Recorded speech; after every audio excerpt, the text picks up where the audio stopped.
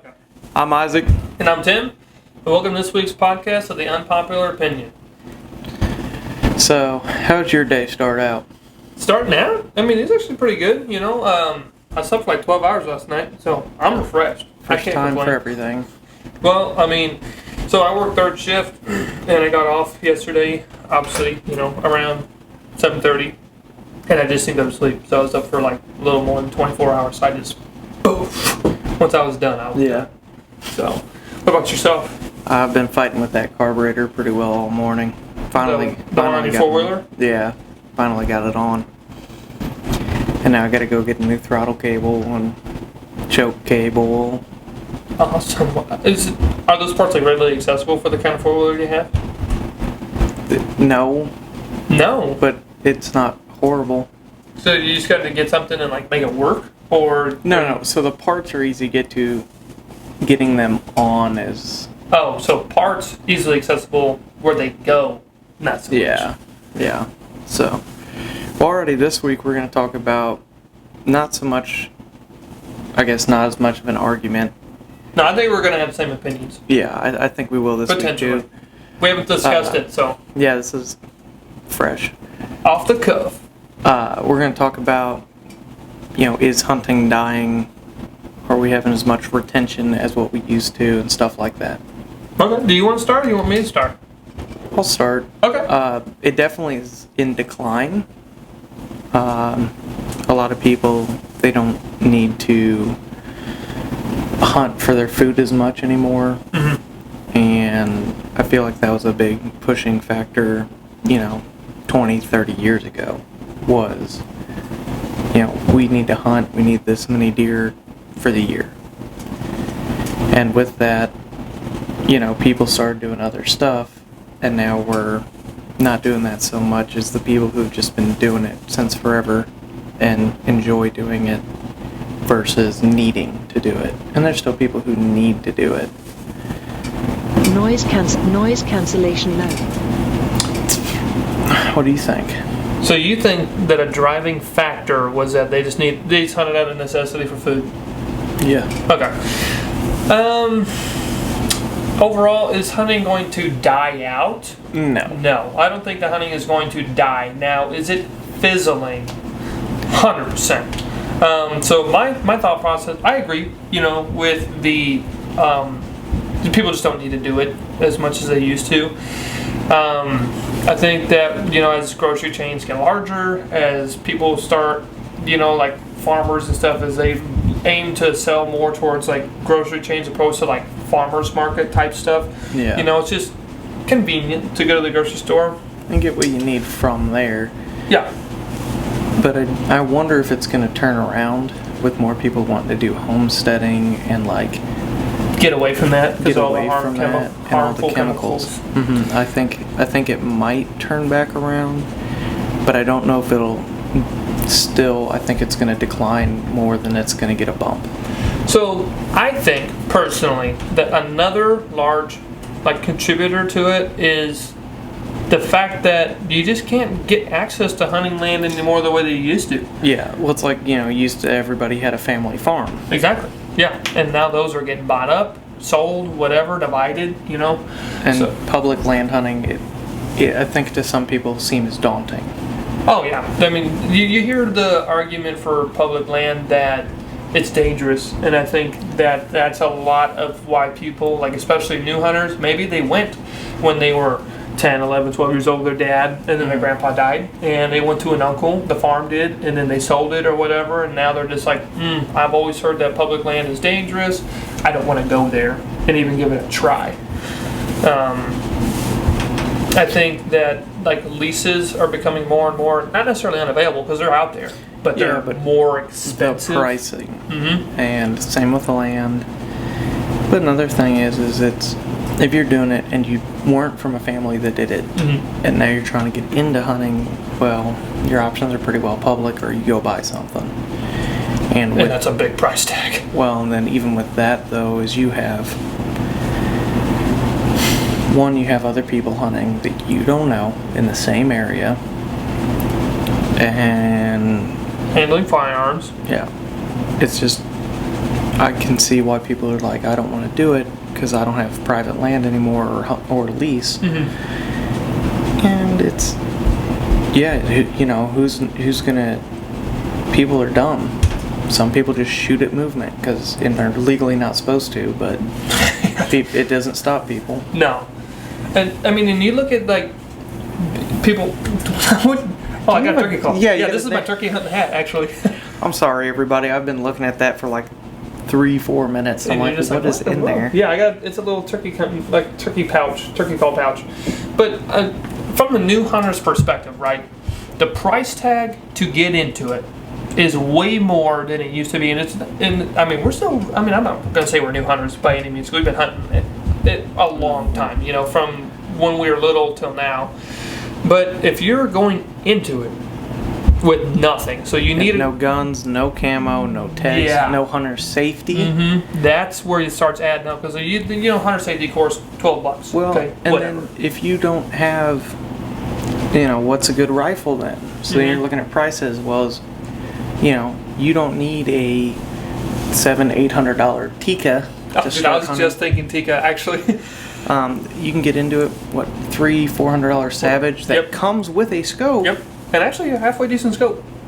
To get you started. The Savage I got was not great. Was that the scope that came with it? No, the scope wasn't the issue. The gun itself, I didn't care for. That 30-06 you had? Yeah. I've never shot it. I threw a Vortec on it. My cousin, he bought the 308 version, and he liked it. So I think it just might be. Yeah, I'm picky when it comes to my rifles. But now I will say that we bought my grandpa. This is totally off topic. We bought my grandpa a Tika though, and he absolutely loved it. And Dakota, my cousin, bought a Tika almost identical in a 6.5, and he hated it. It's a personal preference thing. That's what it's going to come down to. Well, he loves my grandpa's though, and it's 6.5 as well. So he got I think my grandpa was a TK3 light, and my cousin just bought the TK3 as opposed to the light, and I guess the action's just not as smooth or something. But he just cannot stand the action. It's the small differences. But back to the topic though. Exactly. You start looking at hunter safety courses. And they're doing stuff to get it. My wife, when she took hers, all online. I don't even know if you knew that she had.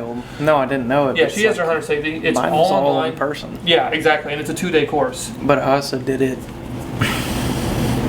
a long time ago. Yeah, I don't want to think about it. It's been north of 14 years probably for both of us. We're old.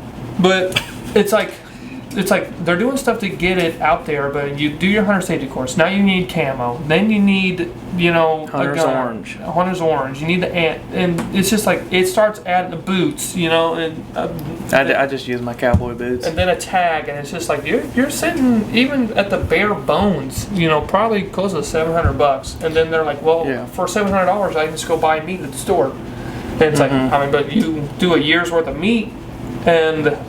And then if they are brand new, they got to take it to a processor, have somebody cut it up, and process it, and then they have to have a freezer for it. So it's like, I see where we're losing them at, right? If you don't grow up, that's just for deer hunting though. Yeah, I think there's a lot more people who are into bird hunting. I didn't even think about that. It is nothing to take a knife, take the guts out, pull the feathers off, and just breast it out, or just breast it out. For new hunters, and or if it's a dove, that's all it's really there. But you look at that, but even then you're talking hunter safety, camo, shotgun. You're still talking $500-600. Yeah, and in most birds you really only need like a small game license, right? I know some you need some certain stamps. I think the only one you need stamps for, and I could be wrong because I am not that big of a bird hunter other than pheasant. I think you need a duck stamp, and I think there is a goose stamp. Yeah, like an upland bird stamp or I don't think there's an upland bird stamp. I think that's up to the state. Gotcha. Because I think it's just for migratory birds that you need the stamps. Okay. I think. But also, you get, speaking of, I didn't even think about birds personally, but you get the stigma, cute little Bambi deer. You don't really get that with birds. I cannot think of it. Look at that's Bambi all grown up right there. But I mean, you get That's Bambi's daddy. I can't think of like game birds that have been portrayed in a way of like, oh, they're so cute, don't kill them. Doves? Yeah, but I mean, what movie is solely based off doves? You know what I mean? You get like, there's a movie called Rio or something like that. It's like a parakeet and it's got like different colors. God, you do have kids. Now, you do have one called Migration that's new. That's about like ducks migrating. I get maybe there, but I mean, pheasants and stuff like that, you don't really see them portrayed as... But pretty colors. Yeah, pretty colors, I guess, but... Pretty colors that go... But also, you think about it as like our natural prey instinct, you know, oh, go chase, shoot, whatever. That's predator instinct. Prey is the opposite, whatever. They get it when they get what I'm trying to say. Natural predator instinct, you know, when you see a bird fly off, you know, you're immediately like, ooh, and then you shoot it, right? When you're deer hunting, you watch that thing come in. And you gotta make that like, it's not like a split second shoot. It's like, am I gonna take this deer's life or not? And then you're like watching it in the scope. You're like, okay, I need like 2 more steps, you know, or whatever. So I think mentally it's also more challenging to take a life on a deer than it is a bird, because it's more like split decision versus like, oh my god. Like, you ever have one look at you? A bird? A deer like through the scope. Yeah, like you move your feet a little bit and it's like. Yeah, it's like, I had one do that to me, and it was a doe, and I had 2 tags, same night I shot him, and it just looked right at me, and I saw it like inhale, and I went, no. You just felt bad? Whack. Oh. Well, like, I feel like too, though, like the more you get into hunting, though, the more you get annoyed when it like sees you, and like they start doing that little foot stomp thing, like, they're doing that with the head bomb right before they blow, and you're like, if you do it, dude, you're done. That's why you always get 2 tags. I'm gonna take care of the problem before it starts. That's a part of it, though, is once you get in there far enough. But I think starting out, if you don't know what that is or what it sounds like, you know, let's say you're in a stand, like you get all the hoops that you've done to get into it, now you're in the stand, and it's pitch black outside, you're on private land, so you know there's other people probably walking around. Public? Yeah, public. Yeah. And did I say private? Mm-hmm. Oh, great. Now he got me too. But it's like... Dude, hey, I'm getting ready to sneeze. It's going to be so loud. Elephant. Oh, Elephant. It's gone. I was holding it in. So, but it's like if you're just up there in the middle of the frickin' night and you... Oh, dude, yeah. Especially if you don't know what it is. Oh, my goodness. Dude. And the worst one is probably like bobcats. I've never stumbled upon one that I couldn't see bobcats. I went walk under my stand 2 years ago, and actually, I didn't know you could kill bobcats with your bow in the middle of bow season. You just got to get it tagged by the okay. Conservation. I don't know, but it's like they're yowl in the middle of the pitch black. I was out turkey hunting, and I just heard that, and I was like, don't know what that is, because that was before I started trapping or anything. They were here where we hunt at. I just had never run into one. And later I had, nature calls. That the turkeys were 100 yards away, so I ain't no way. And I look up, and it's staring at me. And I'm like, bobcat? Yeah. I said, I'm going to get a piece of that Vienna sausage. I'm sitting there, and I'm like, I never thought I'd have to shoot something like this, but, if he goes and wanders himself away from me, I'll pull my britches up. Dude, you want to hear something frightening? Hold up, no, let's keep going with what we got here. Let's keep semi on track, but back to the subject at hand, ignoring the bobcat, I think there's a possibility it could make an incline again, but as of right now, I think it's going to continue to drop. Do you think social media is playing a part in the better or the worse? Both. Okay, I agree. And here's why. So you have like Drury Outdoors, these 2 idiots. Not with them. No, we're just idiots. We don't make enough money. But you have like these hunters that are trying to show the other side of it, show the decision making, showing there's gun YouTube channels that people get interested in those, and then let's see what hunting's like. But then you have like PETA and vegans And they're like, no, don't kill this poor innocent little animals. Yeah, but then it's like, here's the thing: is I do farming, and to plant their stuff, you rip up so much ground.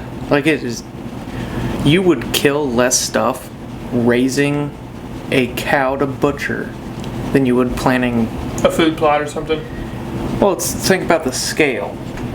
I mean, the cows, they're refertilizing it, and they're not killing everything. Whenever you go and you're ripping up a field with any grubs, moles, whatever's in that field, you're taking their food because you're tilling it, plowing it, disking it, whatever. You're screwing with it so much. I mean, it'd be like someone coming in, taking your house and flipping it upside down. Dude, I mean, to your point about plows, though, like a 3-horn plow, I've never seen them work in person until I wanted to buy one for my grandpa's tractor, and I was like, dude, those things move some dirt. Yeah, but think about that, because I mean, you don't have to do that every year. I think you have to do it every couple of years, and then you can like disc it and cultivate. Yeah. But I mean, think about that. You have to plow it, then disc it, then you can plant it. So then you're flipping it and then cultipack it. For some stuff, I think it depends, and it depends on farmers too, because there's also no-till drills. I've heard those are way better on the soil and stuff. God, dude, we have them at work. It is, and way more time efficient. Because no, you don't think so? I've heard it's just like a one-pass thing. Yeah, but ours is only like 12 foot wide on a 20-acre field. I guess that's fair. You can only hold so much seed. But you don't have to go back over, like first you got to plow, and then you got to and then you've got to disc, and then you got to plant with a no-till, at least the way we do it, it's just that. Exactly, it's one pass. I do know people that will disc before doing it. That was a little easier. The ground, if it's too hard, the no-till drill actually can't. Drill? Yeah. Okay, that makes sense.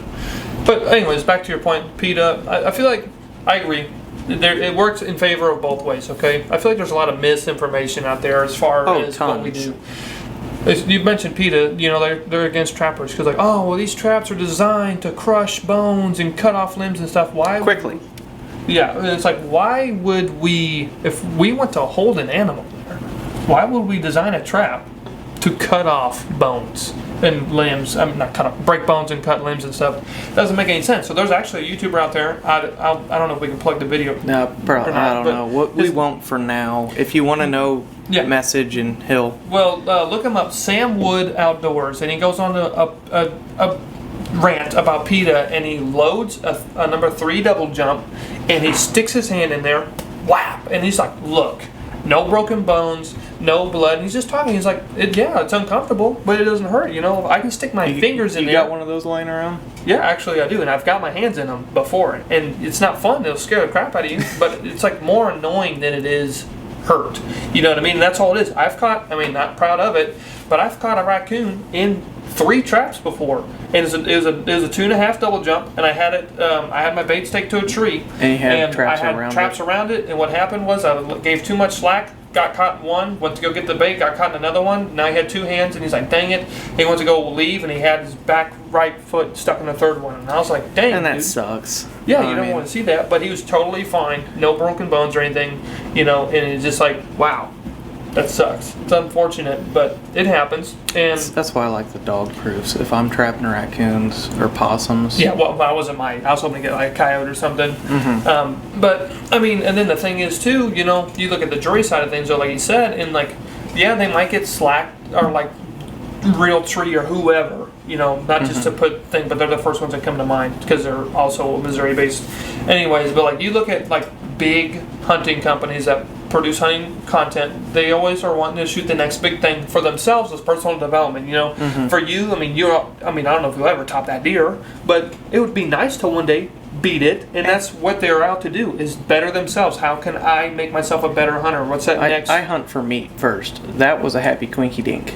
But that's all that was. But for them, like they produce outdoor media content for a living. So first off, I'm not going to want to personally watch somebody shoot a little spike. There's no fun. There's no story to that because anybody can shoot a spike. Part of what makes these guys so great is that they produce stories with these deer. They've known for 3 or 4 years. They have a story to go with it. And it's like, I feel like that might deter somebody though, because they're like, oh, I don't want to shoot that deer because it's a spike or whatever. And I feel like they do a lot of good because a lot of people show the behind the scenes with the food plots, with the conservation that goes into it, and all these different programs that they enroll their properties into to not only help with them on the financial aspect of things, because it takes money to put in food plots and do all this stuff. Oh, yeah. But also, you get to learn more through your Department of Conservation as to what you can do in your state and what's allowed. But at the same time, that helps the deer grow, and I just feel like some people they might see that. So just kind of like a little devil's advocate, maybe us producing big deer footage throws people off. That could be it, oh, I'm going to go hunt and go get a big deer, and I don't even see one. Yeah. I could see where that would be disheartening. But there's other ways, like, I know we said hunting, but it's like, if you want to just help out with the outdoors, there's volunteer programs. There's so much you can actually do to support your local habitats and stuff like that, which I think is a good thing to do, is just help. Oh, it's I'm talking like, you could do a birdhouse. You could plant this type of grass, which is good for the animals. You can do stuff where it would help. Yeah, and I feel like, though, like, with outdoor media, you usually see the bread and butter things of the buck hunts and the turkey hunts. You don't see the people going in out there and trapping, because, let's be honest, that's just not where the mindset is. People don't want to go see trapping videos. People don't want to go see just a straight up food plot video. People don't want to go see shed hunting. Yeah, we like Instagram reels. Oh, that's a cool shed that he found, or oh, that's a nice coyote. That's a pretty one that he found. How many sheds have you found in my entire life? Yeah. No, not a lot. Can you count them on one hand? No, probably so. Yeah, definitely. And I'm talking like sheds. Yeah. No, like probably, and they're totally by accident. Never have I gone looking for a shed and found one. Let's put it that way. Ever.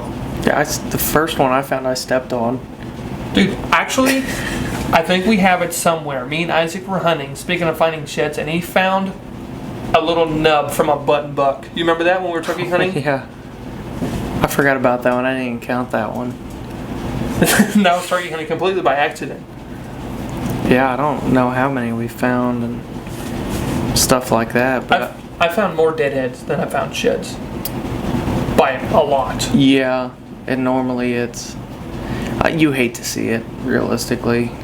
Because, then the time of year they died. Or didn't someone have horrible shot placement? And it sucks. Yeah. Because I found one that had an arrow hole in it. Really? Mm-hmm. The ones I usually find, because I'm at my property so little, they're usually too far gone. The most recent one I found was... Sorry, not most recent. That was like the most notable one I found. You can find the reel on my Instagram, but it was late January, I want to say last year. And the only reason why we found him is because the crows were flying above. And I was like, my grandpa was like, oh, there's probably something dead over there. So, but it was a really nice 8-point though. Really nice. But I think we have similar opinions on this at least. Just because of... And we might be a little biased from the way we were raised. I'm not saying that we're, the end all be all. We're certainly not experts, that's for sure. We can't even say the words we want to say half the time. Yeah, like private versus public, and I don't even remember what I was trying to say. Prey versus predator. Oh, there you go. But, you look at somebody like us. We were born into it. We are slowly introduced. So, like, one year, my grandpa for like a 6th birthday bought me my first gun, .243 Savage, and I didn't get to use it. Obviously, I was 6 years old, but like that was gifted to me. All of our dads are like, I can't wait to get him hunting, So they slowly start getting us hunting clothes. I had hunting clothes, but it's like I started shooting a bow whenever I was probably 4, little recurve. BB guns, stuff like that. I actually got my 410 before I ever got a BB gun. What? Yeah. Really, dude? I think I've got it over here in the gun cabinet. Grandpa got it for Dad. Dad gave it to me, and then I ended up getting a 22. I either got the 22 first or the 410, and they're within a year of each other. So I can't even tell you how long ago that was. Interesting. And of course, then the first shotgun that I really ever went hunting with was a 12 gauge with 3-inch in it. Turkey hunting, and Turkey loads. we didn't see a thing, and stepdad goes, "I just shoot that tree right there," and I flipped over the log.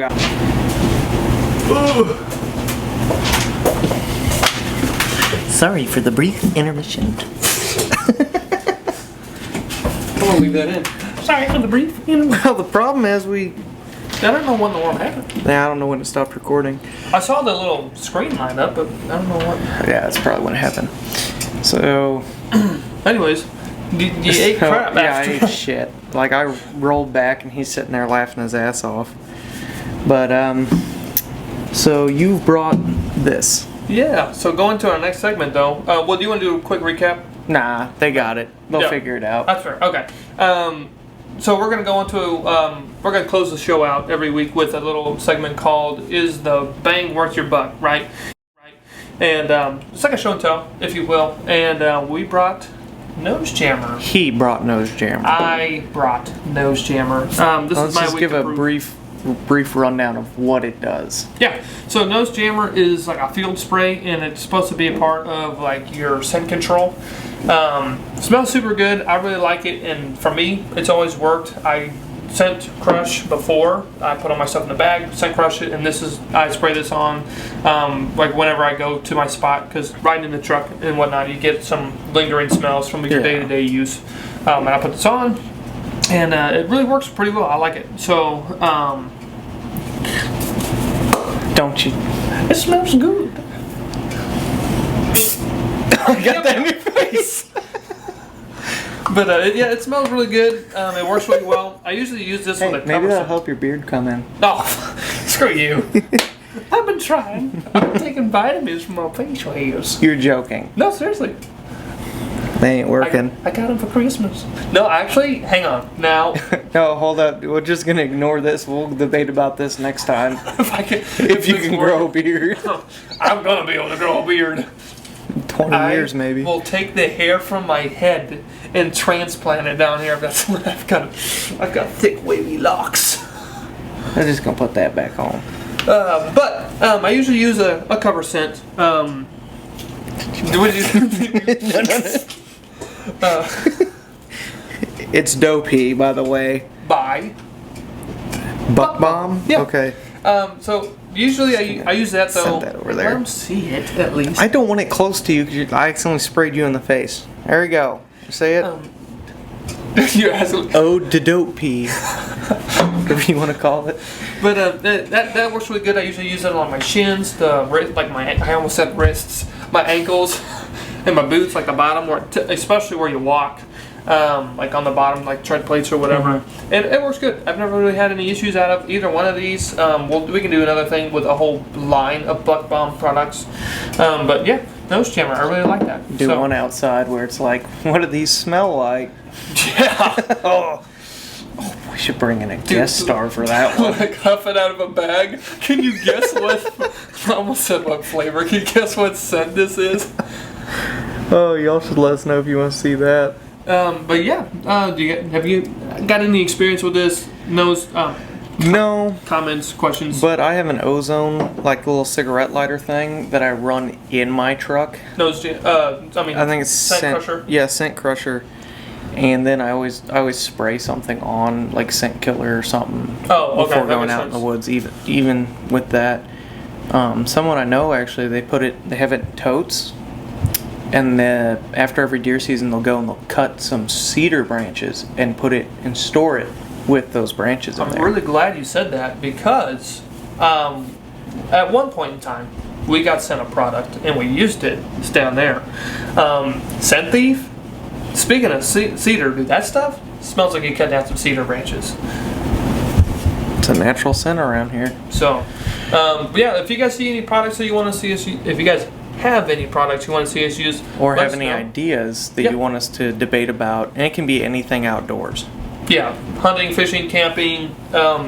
We might disagree on some of these, but like politics, policies, anything that like directly affects any of those, we'll debate them, talk about them. Anybody you want to see on here, let us know. We can do our best to get them on here. and see their thoughts and opinions. Even if it's something that we've already talked about, we can bring somebody on and see their thoughts and opinions and how it affects, or how it differs from what we said. Yep. So, all right. Let us know in the comments. Thank you all for watching this week. We'll see you next week. See you next week. There he is. You see him? Yeah.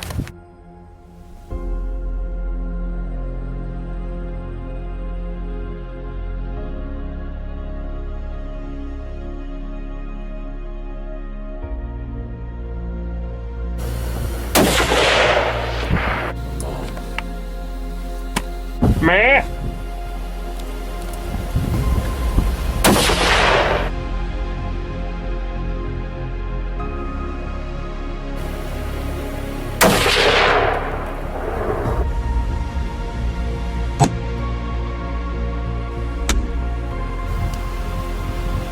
I already told you don't do anything I wouldn't do twice, so... I'm gonna crawl away and call to him.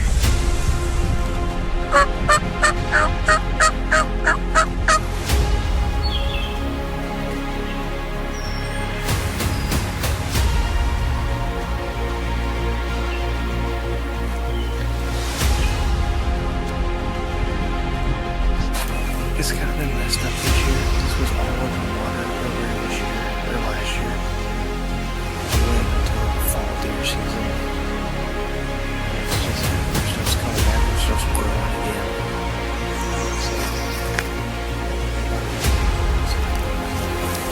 Stopped, and I was looking at footage from when we shot at that buck up there on top of the hill. And he said, he just grabbed his gun real quick. I was like, wait. And I was trying to get the camera going, and I was like, wait, it's right there. And I was like, wait. And he started running. We're not going to be able to shoot it. And I was like, man. If you stopped and he blasted her, dude, he's absolutely gone. Yeah. And then we went down there and got her, and she's just sitting on the edge of the field.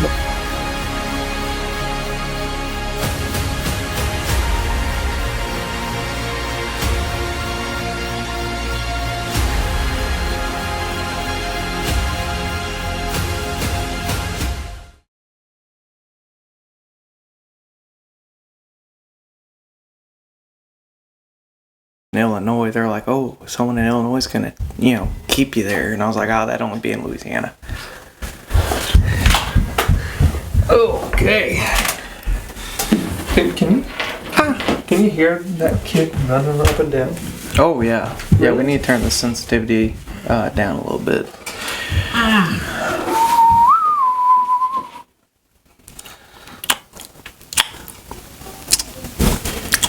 That's crazy. It's so quiet now that I turned that thing off. Oh my gosh, yeah, you really can, can't you?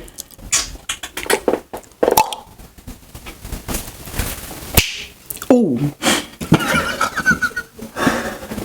Noise cancellation high. Oh, yeah. Ooh. So ASMR. Dude, what? This is like stupid quiet down here now. And the warden said, come on, somebody, why don't you run? Old Red's itching to have a little fun. Are you ready?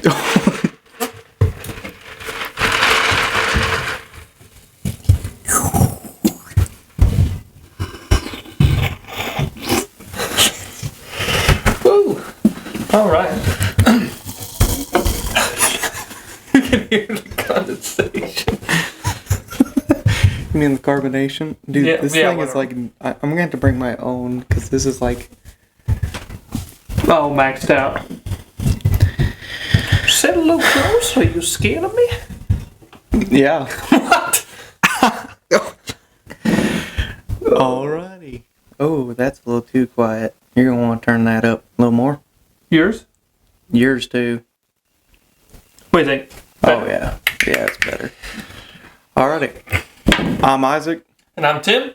And welcome to this week's version of... The unpopular opinion. Yeah. Right on. So, go ahead and tell me about your day. I mean, I know you said that you worked on a carburetor.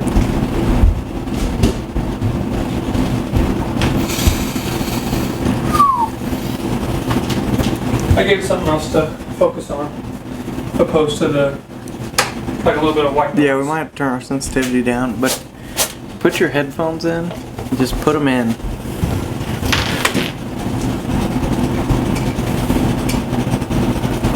Noise cancellation off. This is with it off.